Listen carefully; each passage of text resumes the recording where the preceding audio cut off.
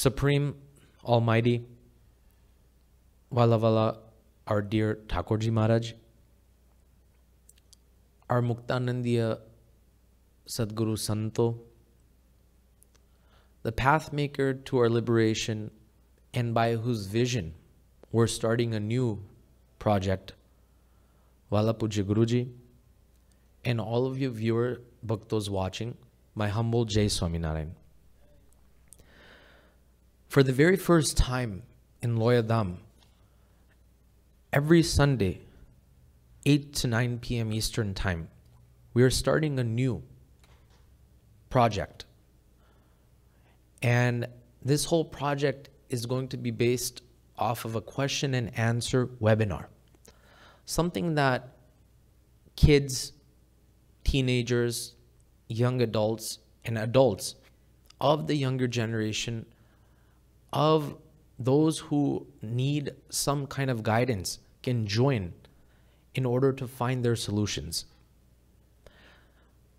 This whole project is going to move in one way, where your questions will be submitted beforehand through email, as you can see below.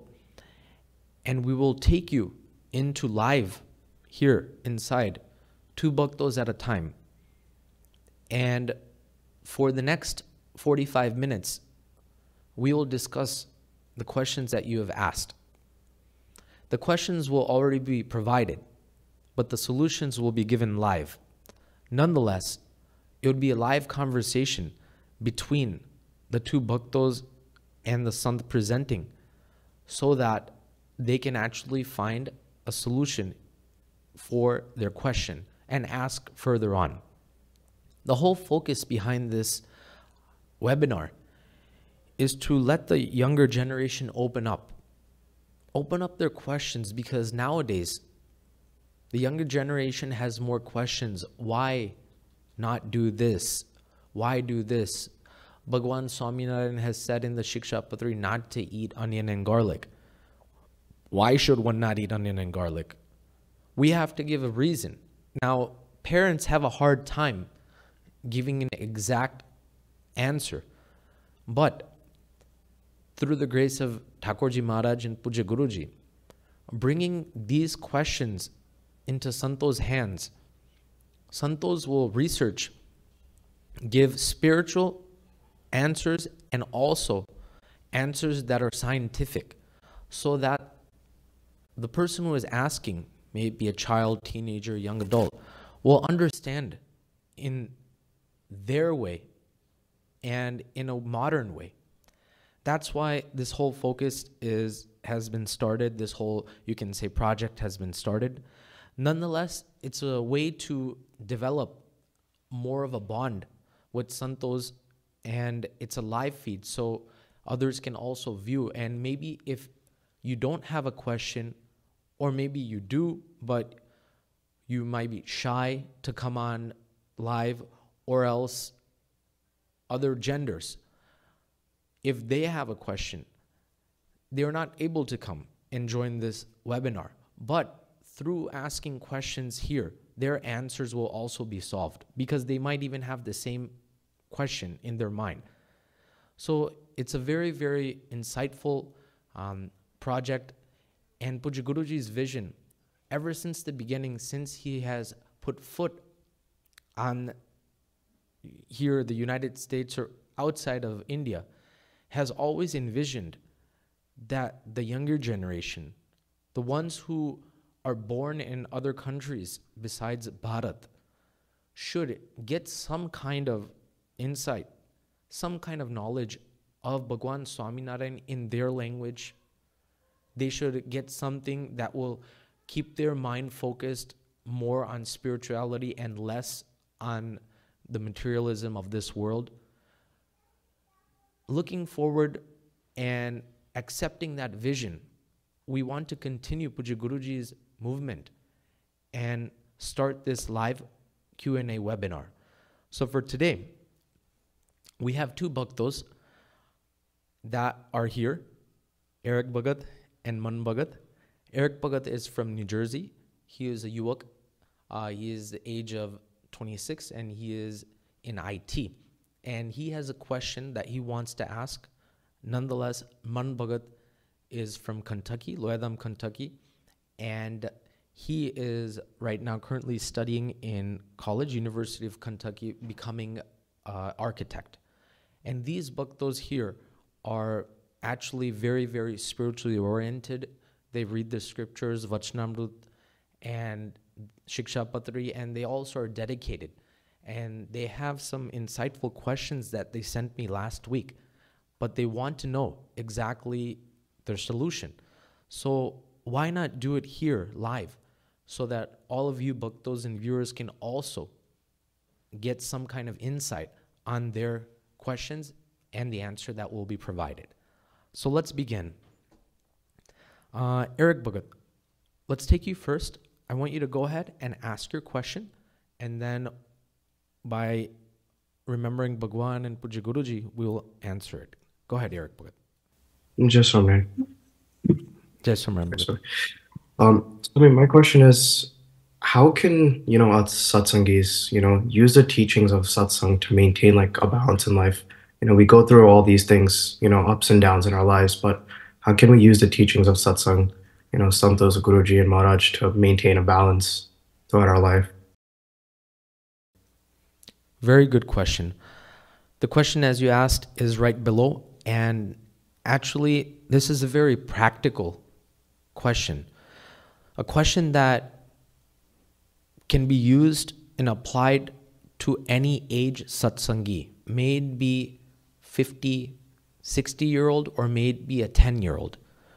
But whatever you learn in satsang, it has to be applied somewhere and in some place. That's the only way it can be called satsang. But coming in and just kind of listening in and forgetting when you step out the door is not satsang. Eric Bhagat, as I read this question, there's a couple thoughts that came to my mind. And from that, balance in life is something that really struck my mind. Because balance in life is, number one, very difficult. Number two, necessary. And number three, very important. May it be that you are a billionaire, or may it be that you are disadvantaged.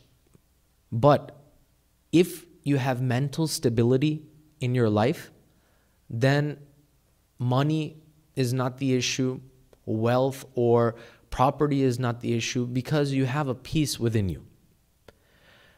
Now, as of right now in the world, people think that materialism is something that they can get and become balanced in life. This is the vision of the world. First, we want to clarify. If they have more properties, if they have more, you can say whatever they want, then they feel that there is a balance in life. But in reality, according to the Shastras, according to our scriptures, that's all temporary. Nothing is going to last. But your question at hand is, how can one use the teachings of satsang to maintain the balance in life through day-to-day activities and through ups and downs? Now, saying so, Eric Bhagat, there's only one solution. If I give multiple answers, it's not going to stick to you or anyone. But in Bhagwan Swaminarayan's Vachanamrut, Bhagwan Swaminarayan has one solution to keep balance in life.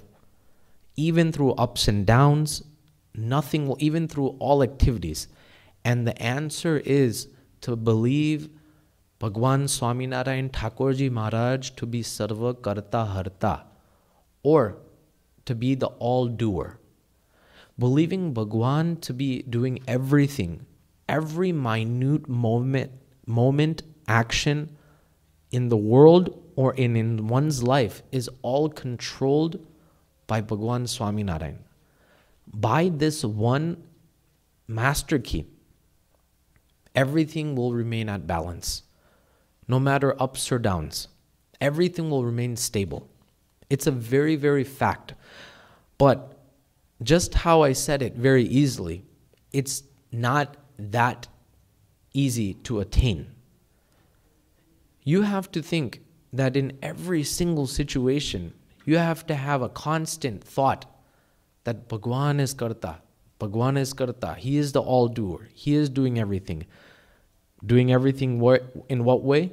If someone dies in your family, for example, or someone gets into an accident, still at that time, after finding out, you believe that bhagwan is the all-doer. That's very difficult to do. At that time, nothing remains. No thoughts remain. At that time, thoughts of, I did all this puja, I did all this bhajan, yet I wasn't taken care of like this. Bhagwan did this. It can be going in that way as well. So it's very, very important that one should understand that bhagwan is karta harta in all situations. Now, with that said, Vachanamrut Loya 12, he understands God to be the all-doer, the Supreme Lord, and the experiencer of everything. Such a person realizes that whatever actions take place in this world are the result of God. Loya 12th Vachanamrut says, Eric Bhagat, that he understands God to be all-doer, the Supreme Lord, and the experiencer of everything. Such a person realizes that whatever action takes place in this world is the result of God. Very simply read, but very difficult to do. But difficulty does not mean it's impossible. Don't be frightened by the answer, but start to take baby steps. Spirituality is not about becoming the greatest in 1 day or 2 days or 1 month or 1 year. But spirituality is about breaking down day by day and analyzing one's life in such a way where one is able to understand and one is able to excel. Nonetheless, Eric Bhagat in Gadra 1st chapter 37th Vachanamrut, Maharaj says, furthermore, he realizes that there is no other all-doer in this world besides that God. And he also realizes that without God, even a dry leaf cannot be moved. So, if you think about it, even the actions that we're doing, even suppose we get some kind of ups in our life, we get a bonus in our job, that is done all by who, Eric Bhagat? By Maharaj. And suppose we get fired from a job, that is also done by who? Maharaj. Maharaj. And suppose we become a CEO of a company, that is done by who? Maharaj. And suppose he throws us into the lowest job possible, that is done by who? Maharaj. Maharaj. Ups and downs, highs and lows, happiness and sadness, everything in this world is done by Bhagwan. By believing that, one should completely accept him, that I belong to him, he is my God, I am his servant. When one takes the refuge of God, automatically ups and downs dissolve. They become equal. When one takes the refuge of God, automatically activities or non-activities don't really affect one. The refuge of God is something that is very easy. It's just one word, but is very difficult to do. Refuge, something that is a part of believing Bhagwan to be the all-doer. There's a story. In the jungle one time, a group of goats were traveling through the jungle with the herdsmen. And one goat, a weakling, let's say, was left behind. it got lost in the dark jungle. It became nighttime. So it sat down in an area, trying to remain safe, trying to wait until the day comes, light comes, so it can try to get out of the jungle. What happened was that at that time, a cheetah came, seeing that the goat is a fresh meal. So it decided to pounce on the goat.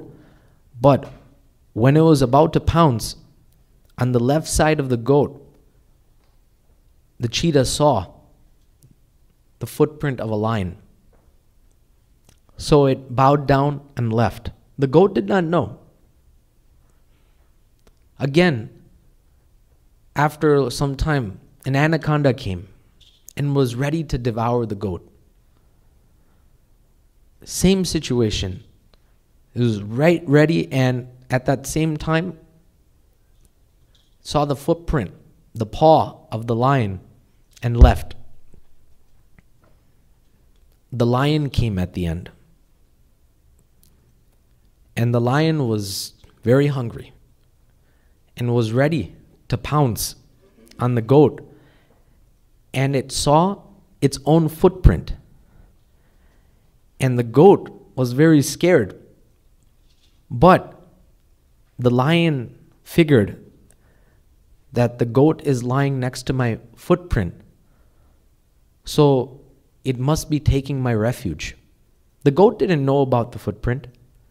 So the lion immediately called the elephant and told the elephant to bow down. The lion told the goat to go on top of the elephant, and the elephant guided the goat outside of the jungle and back to its herd. Very simple story, but a big moral.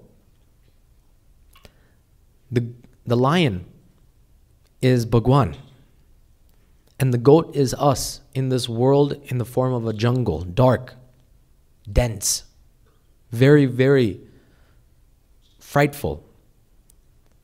But since we have taken the refuge of God, it's not possible in the hands of this world or Maya that it can affect us. It is not possible that Maya can take advantage of us because we have taken refuge of God. In the same way, Eric Bhagat, going back to that question, believing Bhagwan Swaminarayan to be the all-doer and taking his refuge, accepting him to be our Lord, is the way to remain stable, happy, and balanced in life. Nonetheless, our Swami Shri, Mahamuni Shri Muktanand Swami, and Brahmanand Swami were traveling through Gujarat. At that time, there was a lot of opposition in the Swaminarayan Sampradaya. And everyone mostly hated Swaminarayan Santos. So what happened was there was this one jealous Bhavo. That Bhavo, or we can say a false saint, was very jealous and vicious natured. He saw Muktanand Swami and Brahmanand Swami traveling. He had a plan to hurt whoever was near him or coming near him, especially Swaminarayan Santos. So he took out his knife and he threatened both Muktanand Swami and Brahmanand Swami. Muktanand Swami and Brahmanand Swami folded their hands. Santos only have maras, puja. What else do we have as weapons? Nothing. Sastras, scriptures. The Bhavo took Brahmanand Swami and Muktanand Swami and tied them to a pole. He started to sharpen his knife in front of them and told them that today I'm going to cut off your nose and both of your ears so you look hideous in the world, so that everyone will make fun of you that look at these Swaminarayan Bhavas, Swaminarayan Santos. He went away for a little while, sharpening his knife. Brahmanand Swami became a little frightened, a little timid, and asked Muktanand Swami, Swami, we are Bhagwan Swaminarayan sadhus, and if this bhavo cuts off our ears and nose, what will everyone think and what will happen to us? Muktanand Swami closed his eyes at that time, tied up, closed his eyes, remembered Bhagwan, and answered, Bhagwan Swaminarayan is Sarvakarta. He is the all-doer. Whatever he'll do will always be in our benefit. Then again the bhavo came, ready with his sharp knife, ready to cut off in the nose and the ears. And at that very time, Bhagwan Swaminarayan sensed that his santos were in trouble. So a devotee by the name of Raghav was walking by and saw that Bhagwan's santos are tied up. He was a devotee. He inquired to the bhavo, why are these santos tied up? The bhavo did not know that Raghav was a devotee of Bhagwan Swaminarayan. He just thought that he was a person, that's it. So the bhavo told the plan, his plan, that I want to cut off these false saints' ears and nose, and I want to put them out in the world so that everyone can make fun of them, insult them. The devotee was very strong and became very furious. And he threatened the bhavo that if you do not untie them, then something bad's going to happen to you. Right there and then, the bhavo untied and ran away. And Muktanand Swami and Brahmanand Swami gave this Hari Bhagat blessings. And that's how Muktanand Swami and Brahmanand Swami became free from this whole prasang. But what do we have to see? Even in the most adverse circumstances, Muktanand Swami believed Bhagwan to be Sarvakarta. We belong to that parampara. We belong to Muktanand Swami and his Guru Parampara. Then we should definitely have these vichars. That if Muktanand Swami did it in this situation, no one in the world is going to come and try to cut off your ears or nose, even your dadi. Then what is it for ears or nose? But definitely something to ponder upon is that in life, ups and downs will come. But if you believe Bhagwan Swaminarayan to be Sarvakarta, then there will be no problems. So that is the answer to your question, Eric Bhagat. Is that satisfactory? Yes, Swami. Yes, Swami. Just Swami. So off of that, I had two questions. One is, how can, what does it mean to take refuge of Maharaj, right? Like, what exactly entails, us as Hari Bhakta to take the refuge of Maharaj? And two, how can we work day to day to become so firm in our faith and, become so one with Bhagwan that we become like Muktanand Swami, where, like you said, when it's such an adverse situation, that faith never falters. Very good questions. The first question that you asked, refuge. See, refuge is something that is symbolic. If I have refuge of Bhagwan, then I have a tilak chanlo, starting. If I have refuge of Bhagwan, I follow the Shiksha Patri. If I have refuge of Bhagwan, I don't do anything that he does not like. If I have refuge of Bhagwan, I only worship him and only him. These are very basic but elemental standards that a devotee needs in order for one to, you can say, receive a star for having refuge. And the second question that you asked, Eric Bhagat, is also very important. And with that, faith in God and to become like Muktanand Swami is impossible, because Muktanand Swami is Muktanand Swami. He is the Sarvopari Sant. There is no Sant like him. There will never be a Sant like him. There was never a Sant like him. Here, Muktanand Swami is supreme amongst all non-santo and all santos, and in Akshardham, amongst all Anadi Muktos, Muktanand Swami is supreme. So, saying that, we can never become like Muktanand Swami, but definitely we can behold the characteristics of Muktanand Swami in a very minute way. It can never be equal, but we can definitely see in his life that he kept refuge even in these circumstances. By remembering his charitras, automatically in our life we will also start to develop that kind of kartapanu of bhagwan. But if we don't remember Swami Shri, then how can we remember his charitra? And if we don't remember his charitra, then how can that be applied into our life? That's why remembering Swami Shri, that if I was in this situation, then what would Swami Shri do? You can never become like him, but by remembering him, he will give you the solutions from the inside.